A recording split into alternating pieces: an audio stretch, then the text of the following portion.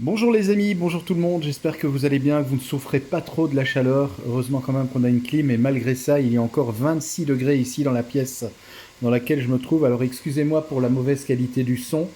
Je ne dois pas couper la clim, sinon là ce sera juste irrespirable, c'est pas possible.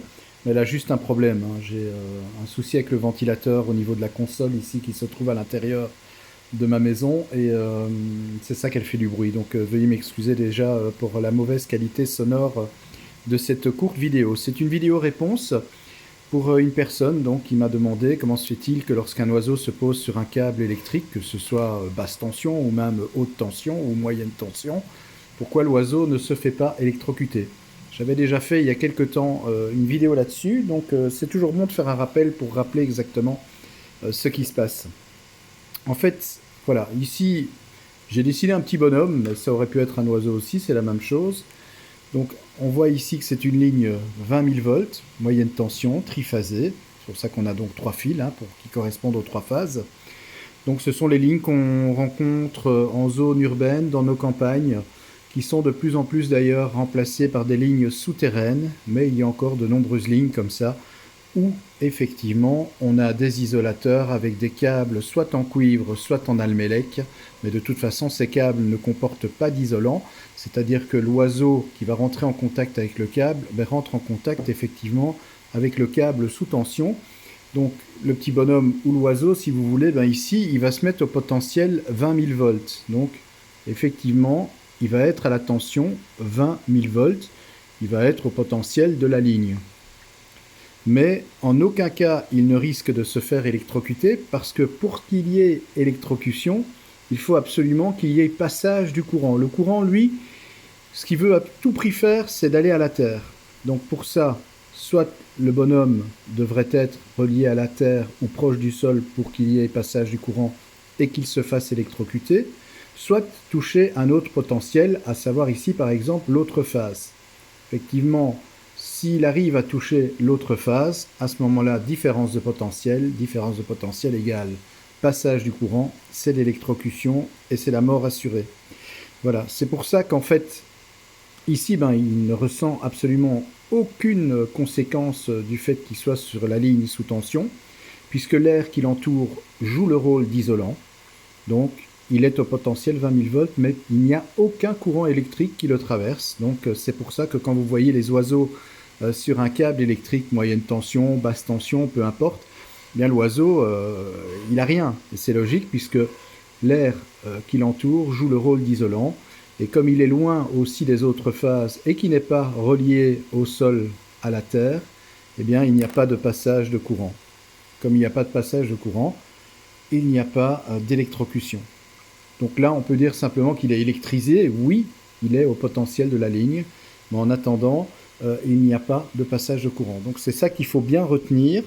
Euh, il faut impérativement, pour qu'il y ait une électrocution, qu'il y ait passage du courant. Si maintenant, je vais prendre l'exemple ici, allez, je vais redessiner un petit bonhomme ici, imaginons que il est en contact effectivement avec le sol que je représente ici avec le symbole de la prise de terre, et que le bonhomme ici, eh bien, il tend une perche qui est conductrice, on peut imaginer une perche métallique, et qu'il rentre en contact avec la face. Là, ce qui va se passer effectivement, eh bien, c'est que il va y avoir un courant qui va circuler, qui va passer par son corps pour rejoindre la Terre. Et là, effectivement, c'est l'électrocution. Si maintenant le même bonhomme se trouve, comme celui-ci, sur la ligne, mais sans être relié à la Terre ou à un autre potentiel, il n'y aura rien puisqu'il n'y a pas de passage de courant. Mais dans ce cas-ci, effectivement, il y a passage de courant. C'est pour ça qu'il est très très important lorsque vous effectuez par exemple des travaux. C'est le cas pour les charpentiers, les ardoisiers, etc., les personnes qui travaillent en hauteur, ou des personnes qui manipulent par exemple des grands échafaudages. Surtout, ne manipulez pas ça à proximité de lignes électriques ou en dessous de lignes électriques, c'est hyper dangereux.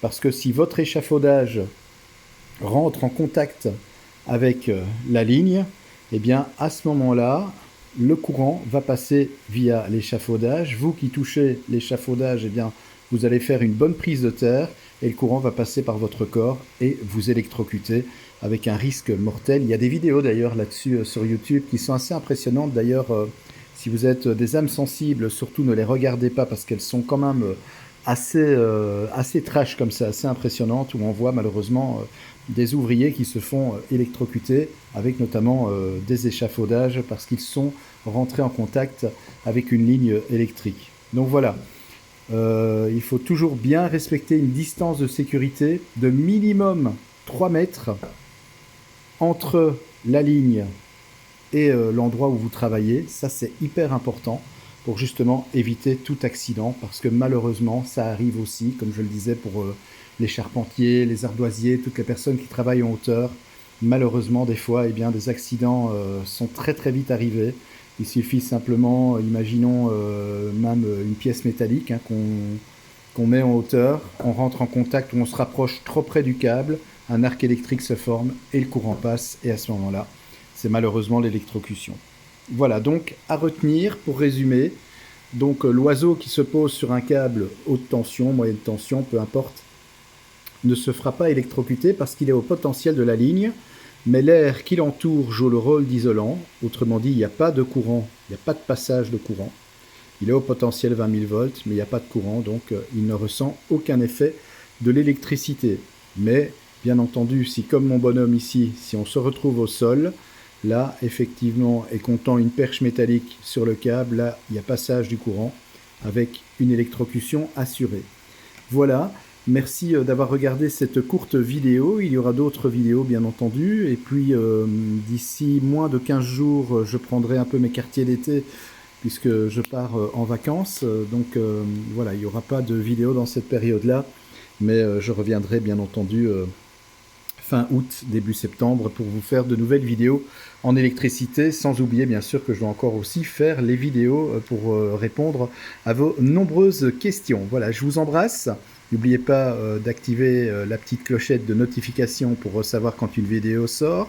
N'oubliez pas non plus de vous abonner à cette chaîne si ce n'est déjà fait. Et encore merci pour vos nombreux retours et merci pour vos nombreux abonnements également. Voilà, ça fait chaud au cœur tout simplement. Allez, je vous embrasse, passez un bel été.